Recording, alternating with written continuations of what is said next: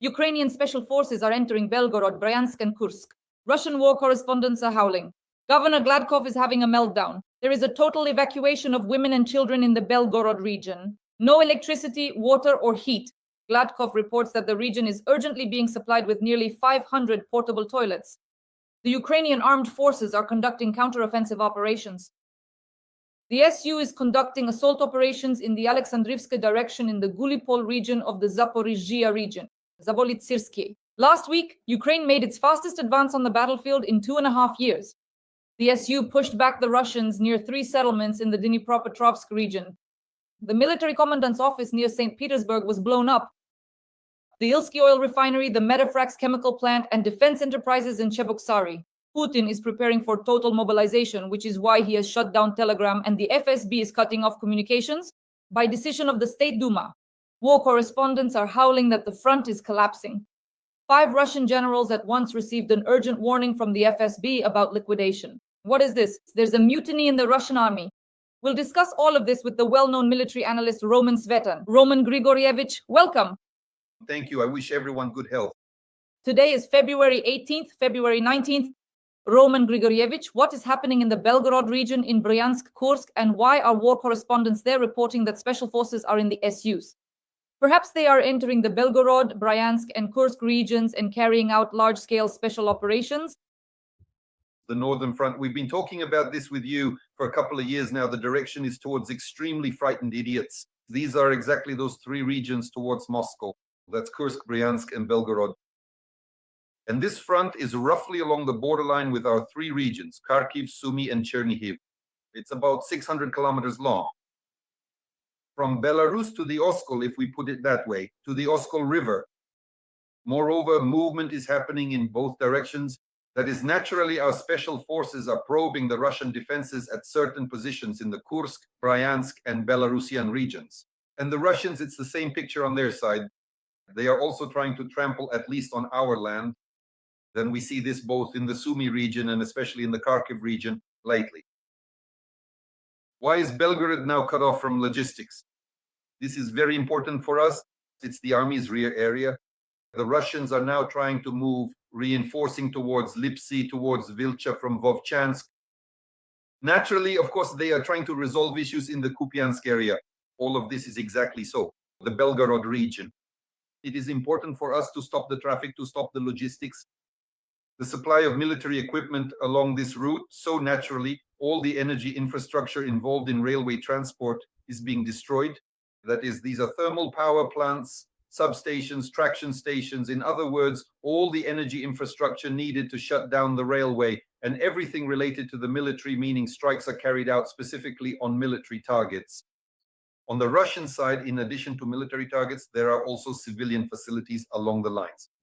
That's why, naturally, they're buying portable toilets and everything else necessary for basic living conditions. But the best option, and Dasha and I have been saying this for years now, is that to avoid having to move twice, it's better to go straight beyond the Urals. We warned the people of Belgorod, Kursk, and Bryansk about this 2 years ago, and go straight beyond the Urals. Why? Because the long-range strike weapons, which are already being deployed and mass-produced, will eventually reach as far as the Urals. So basically what is happening now in Belgorod could just as well happen at the Ural Vagon Zavod. There's simply no other way. In other words, the European part of the Russian Federation will be subjected to strikes, just like the Belgorod, Kursk, and Bryansk regions are now. Roman Nikolaevich, it's being reported that in fact the State Duma has now banned. Basically, mobile internet is almost entirely restricted by decision of the FSB. So not only have they blocked the Telegram channel, but now the FSB can also jam communications, the internet, basically anything at all at their own discretion. And the war correspondents are in a panic because all this, along with the disconnection of Starlinks, gives the Ukrainian armed forces the opportunity to launch a counteroffensive. So the latest information. Syrsky and the AFU are conducting assault operations in the Alexandrovsk direction near Huliaipol in the Zaporizhzhia region. Last week, Ukraine achieved the fastest advance on the battlefield in the past 2.5 years. And the AFU pushed the Russians back near 3 settlements in the Dnipropetrovsk region. What do you think? As they say, misfortune turned out to be a blessing in disguise. The misfortune is Gerasimov. The Russians have this kind of misfortune. Who gave the order to cut off telegram channels at the same time they started shutting down Starlinks? Well, naturally, they left quite a large area without communication, at least on the occupied territory, and also part of Russia, the Belgorod, Tula, and Bryansk directions as well. So, this misfortune at the very least deserves some kind of snot-shaped medal from the Kiev authorities for, well, basically helping out. He definitely helped the advance, so let them sort out among themselves who will pass it on. There are plenty of those passers on among them. We can see them now in contact with the Russians. So they'll pass it on if there's a show. Well, and of course, there is progress. The counterattacks that our Ukrainian defense forces have recently carried out in the Huliai-Pol direction are, of course, not achieving their objectives. So once again, it's important to clearly understand the goal. This is not a strategic breakthrough and certainly not an operational one. In other words, these are tactical tasks, mainly aimed at improving our defensive positions. Indeed, more than 200 square kilometers have been brought under control there. Part of that is a gray zone, and part of it is those Russian flag markers, those makeshift flags that people run around with, not knowing where to stick their Russian Aquafresh flags. And then off the air, I'll tell you where they end up shoving them and then twisting them around. But still, they keep running around with them. They try to carve something somewhere, like on a birch tree. Vasya was here, just so they can check in and send it off to that same Gerasimov, telling him that they've supposedly captured something somewhere. So as for those flag stickers, those self-made Russian flags, they were, of course, cut down in huge numbers there. The front line was straightened out. In other words, part of the gray zone, part of the captured territory was brought under control. Some positions were restored, at least in the direction of Huliai-Pol. But the main thing that was done was a so-called counterattack. The Russians were gathering quite a large number of reserves near Huliai-Pol, trying to then bypass Orikhiv as well. And with this counterattack, which in principle Syrskyi is strong at, as we've discussed before, there are some questions regarding strategic planning, but those are mostly related to political interference. But when it comes to operational, tactical, and tactical tasks, Syrskyi handles them quite well. He can covertly redeploy a group, assign tasks, and maintain control over virtually any movement or maneuver. In this regard, he did a great job, and the commander-in-chief accomplished the mission. In the Huliai-Pol direction, with the counterattack, he practically stopped the Russians' planned offensive. They've even started shifting already. Well, that's how everything shifts with the Russians. They're specialists in these kinds of redeployments. So now they're shifting toward the Orikhiv direction, further west, into the Vasilivka and Tokmak area. And then, of course, they'll try to push toward Zaporizhzhia from the west. But from Huliai-Pol, they definitely won't be able to do it anymore. But I think Syrskyi and the others see all of this perfectly well. Our intelligence is working well and will stop them. And this shifting of the mass that the Russians are now turning into. One of the most interesting pieces of news actually came from Russian war correspondents, that Putin is planning to announce a total mobilization. He plans to fight for another 2 years and wants to capture the entire Donbass during that time. And Russian war correspondents are convinced that this shutdown of Telegram and the fact that the State Duma passed a law allowing the FSB to cut off communications anywhere at their discretion is directly related to Putin announcing a total mobilization. And now 5 Russian generals at once have received an urgent warning from the FSB about liquidation. Russian war correspondents are convinced that the Ministry of Defense will protect their own generals who are against all of this. In other words, it's a kind of army mutiny. Roman Igorovich, how do you assess this news? Well, Putin should watch Mimino less. Otherwise, he wakes up in the morning and his first thought is, I want Larisa Ivanovna. And then, yes, not Larisa Ivanovna, but a part of Ukraine. That's what he wants. So then his focus shifts from Mimino to certain tasks. And after that, of course, there are the so-called directives, move there, capture this, and so on and so forth. Naturally, there are some generals who actually understand what's going on. In some matters related to conducting military operations, they understand that this is a military gamble, one that Putin has repeatedly thrown the Russian army into, mostly to its destruction. It almost seems as if Putin himself wants a medal from the Ukrainian authorities for destroying the Russian army, because the political objectives he sometimes sets turn into military adventures. We've seen this repeatedly. And taking Kyiv in 3 days and Ukraine in 2 weeks, and they've already captured Kupiansk and the Zaporizhzhia region, and supposedly he has already taken everything, because naturally there are some military professionals with real military education who understand that this is simply the destruction of the Russian army. There is hardly any of that army left as it is, meaning the core professional army. To put it mildly, not much. But in reality, of course, it's destruction. Right now, our troops are facing the Russian army, and sometimes the ratio, especially near Kupiansk, is like 1 to 27, which leaves almost no hope at all. For Putin himself and those same generals who think, well, war is mathematics, they calculate everything perfectly. How will some military adventure like this end? It leaves absolutely no hope that the mechanism of forced mobilization won't be triggered. That is, with the current rate of minus 10,000 Russians per month, and that's about the pace we're seeing, around 10,000 Russian Federation troops are lost each month, comparing those put into service and those destroyed. In other words, if they don't put new troops into service, it's not going to work. If we subtract 20 to 25,000, we lose 30 to 35,000. These minus 10,000 are now forcing Putin to resort to forced mobilization. How else could it be? Call it buzification or whatever else. They can come up with any name they want. But he can't resolve the situation any other way, especially with these political adventures. That's why there's also the issue of shutting down Telegram channels and all kinds of communications. They're actually copying the IRGC in Iran. They're doing exactly the same thing, yes. In other words, they're copying it one-to-one. They probably work together with the IRGC. Maybe FSB agents were involved. Or they just replicated the Iranian approach using the same mechanism that they'll try to use, at the very least, to cool things down in Russia after the decision on forced mobilization is made. Well, and the generals, of course, where else would they go? Walls, well, not exactly firing squads.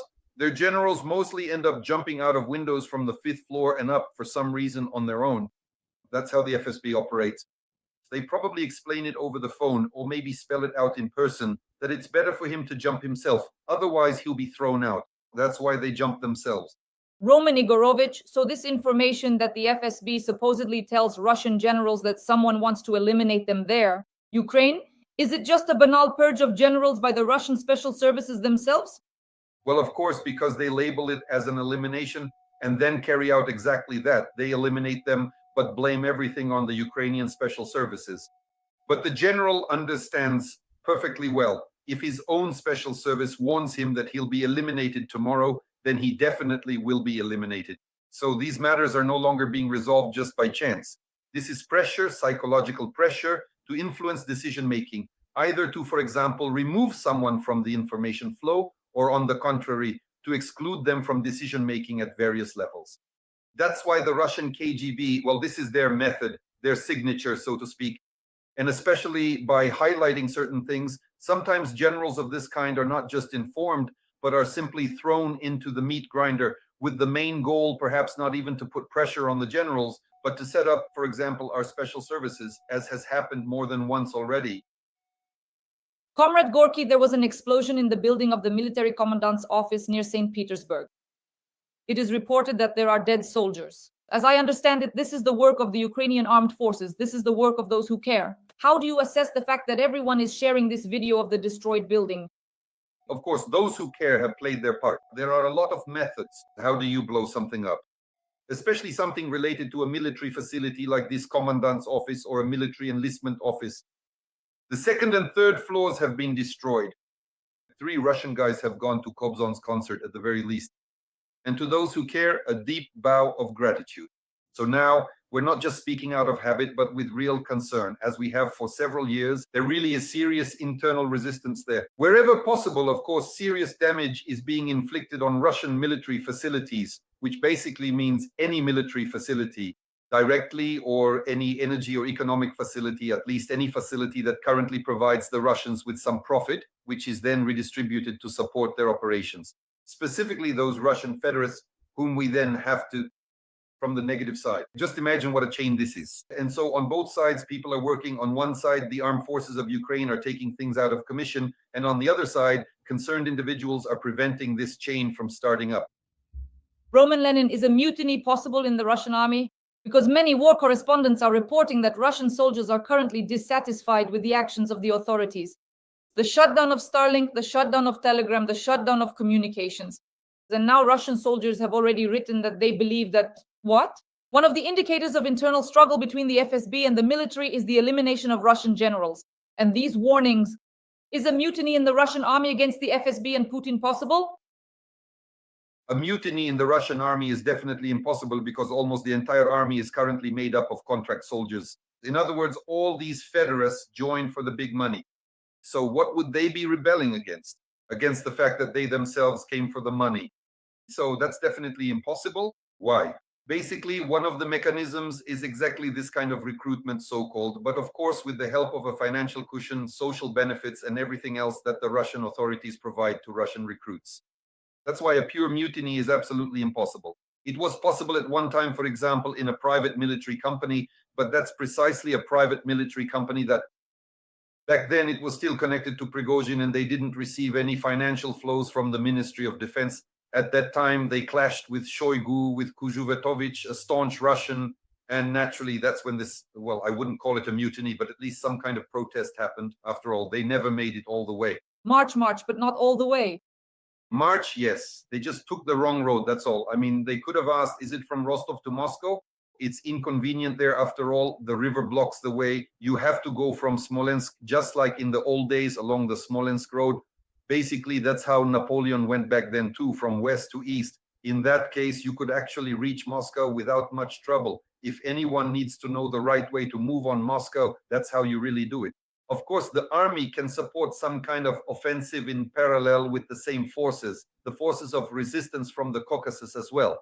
If at this moment a decision is made for the resistance forces of the Caucasus to start moving and march on Moscow, not just in a regular march, but in a forced march mode, then by and large, this movement would be supported by a large number of Russian military personnel. Some of them are actually from the Caucasus. We are waiting. After all, there is already quite a serious stir going on in the Caucasus. Both the Ingush and the Ichkerians, who do not want to live under Kadyrov, want to live in the Chechen Republic of Ishkeria. And the Dagestanis as well, they could organize this forced march on Moscow. Moreover, part of Moscow is already under the control of certain Caucasian groups who could unite over this issue. And then as a third force, that is, with some already in Moscow and some from the Caucasus moving in, the third force would be part of the Russian army, which consists of people from the Caucasus. That's why the optimal option is to wait for this to happen and support it. But to support actions of this kind, we need ballistic capabilities. You can only reach Moscow with ballistic missiles. So the question to this green government is, where are the ballistic missiles for Moscow? You've been sitting there for 7 years, dragging your feet, doing nothing. Where are the ballistic missiles for Moscow? We need to support the liberation movement of the Caucasus republics. This is the first task for this government so that later no one can say, why do we need ballistic missiles? Besides, ballistic missiles should be used to shield Ukraine with reciprocal strikes on the Russian metropolis. Roman Ilyich, let's go over the strikes by Ukraine's armed forces. So the Ilsky oil refinery in Krasnodar Krai, Russia. It was attacked by drones. What do you have to say? The security service distinguished itself. Malyuk is quietly sipping beer with the girls at the bar. And meanwhile, the security service, like those wedding horses, head in flowers, but their backside all sweaty, is carrying out a combat mission. Well, of course, that's friendly sarcasm, obviously. In other words, the security service is carrying out its mission and continues to do so in due course. Malyuk has set up all these structures that are wiping out the Russians deep behind enemy lines. Before the Ilsky oil refinery, the SBU had already worked on Ukhta. Now they've hit the Ilsky refinery. Then Kimprom, again, it's the security service. So these are long-range strategic drones that they are using. And right there was an attack on the Ilsky oil refinery. Let's also connect this with the strike. A repeated strike on the port in the Volna area. Volna is a settlement on the Black Sea coast, practically on the Black Sea coast of the Russian Federation. And there is the port of Taman there. That's where, by the way, oil, diesel, gasoline, and ammonia are transshipped. The ammonia pipeline comes out there, including specifically diesel and gasoline from the Ilsky oil refinery are loaded there. That's why this is a general systematic attack. A combined strike hit both Taman, the port of Taman, and the Ilsky oil refinery, which processes about 5 to 6 million tons per year. It's important, of course, to neutralize this direction. Nearby, there's also the Afipsky oil refinery, which is about the same scale. This is east of Novorossiysk. There's the port of Novorossiysk, then Ilsky further on. And the Afipsky oil refineries, the security service, well, they're great, well done. That's how you should organize work, when you can have some beer, girls, barley, and everything still runs smoothly. Well done, Smolenkov. Roman Nikolaevich, drones attacked the Metafrax chemical plant in Perm-Krai, in Russia. More than 20 explosions, a massive fire. The plant specializes in the production of chemicals, including methanol, formalin, as well as organic derivatives, synthetic resins, and other chemical products. Roman Grigorievich, please explain to our audience how all of this is used naturally in the military context, and how do you assess the strike? They produce urea, and naturally urea, this is a petrochemical plant. Urea is used in the production of explosives. That's why it was important for us to take it out of commission. Again, who carried out the operation? The security service. The distance is 1,600 kilometers from us. Previously, they hit Ukta at a distance of 1,750 kilometers.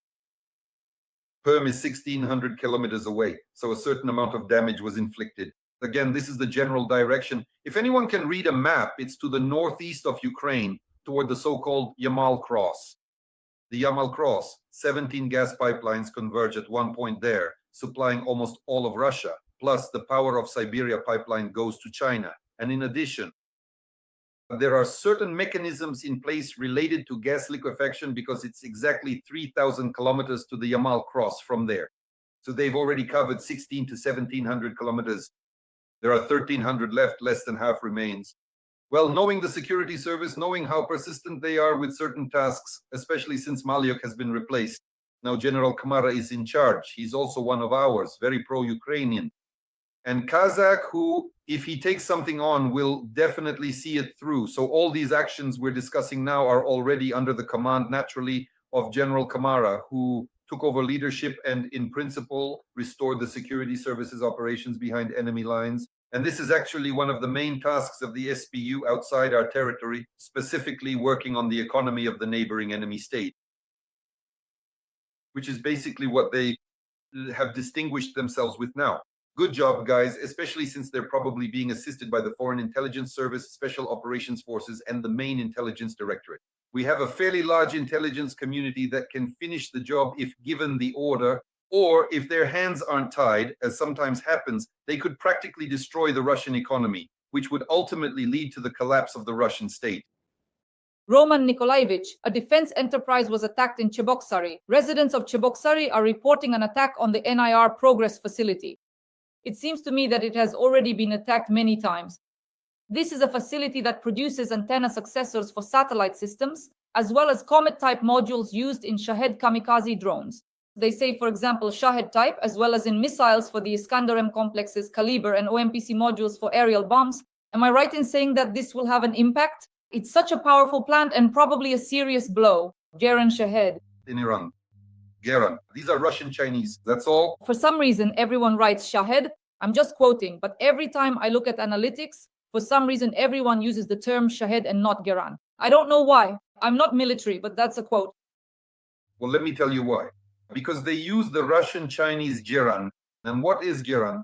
It's the Chinese Sunflower 200. If anyone doesn't know, just Google it and you'll understand why the Chinese directly, they are involved in the production of Geran, which is why after the Chinese joined in, the Russians started producing them by the hundreds per day. So these are Chinese components and assemblies that are installed, and most interestingly, onto a board from NPO Progress. That's right, in Cheboksary, NPO Progress. So the control boards are made precisely by NPO Progress. They also add Belavia, some rescue systems, and there are certain issues related to that. With managing such a process, well, naturally from all over the world, bit by bit, the result is Geran for the Chinese and Russians.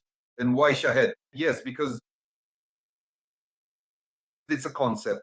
At one time, this term was introduced by the Iranians to the IRGC when they delivered them under contract. I think it was 1,800 Shaheds at the time. These issues were being resolved 2 to 3 years ago. The Russians bought them even before the large-scale offensive operations. Naturally, they fulfilled their task. They delivered these Shaheds. And then something very interesting happened, quite an intriguing thing. In Israel's interests, this Shahed is constantly being brought up everywhere possible, even though it's long been Iranian, Russian, Chinese. Furthermore, this deliberate association with the Shahed is intended simply to gain some political favor and support with the Israelis, and obviously to unfairly tarnish the reputation of the Iranians just a little bit more. in manure. This is purely a pro-Israeli stance, nothing more. And since here in Ukraine, including mainly on various platforms, pro-Israeli, of course, are the ones pushing it, meaning the media, they are mainly promoting this concept of the shahed. This Israeli, pro-Israeli approach has played a cruel joke on us. What kind of cruel joke? While everyone kept talking about shaheds, we were shouting at the top of our lungs, these are no longer shaheds, Iranian ones. There were several dozen of them, at most per day. Even then, it was clear that there would be hundreds of them. And it was necessary to reorient the air defense system from a dome-based, site-specific system to a barrier system. And what Beletsky has done now is a great example of how to do it right. The Third Corps, right now, the Russians are going out of their way to avoid it, because a serious barrier air defense system has been established in the Third Corps. In one of the attacks, 33 of them. Russian Gerans, Russian Chinese ones were taken out, as they say now. So they just missed it because it had to be done. For some reason, they keep saying these are Iranian shaheds for the Israelis. Although for some reason, no one points out, and you haven't seen it anywhere, that the forepost is actually an Israeli drone. In fact, the Israelis built a factory in Russia to produce foreposts. And the forepost is still terrorizing some of our positions. So this is an Israeli issue, but no one talks about it, while for some reason, Iranian or Chinese drones are called Iranian shaheds. That's why we need to clearly lay out these positions, because I'll say it again, this Israeli stance taken by some of our media giants plays a cruel joke. Roman Nikolaevich, let's get back to the defense enterprise. Let's analyze the attack. They've hit progress more than once already. The Research and Production Association manufactures key components and assemblies for aviation and missile technology. For example, it produces the circuit boards for those very Geran drones. Naturally, it needs to be reached.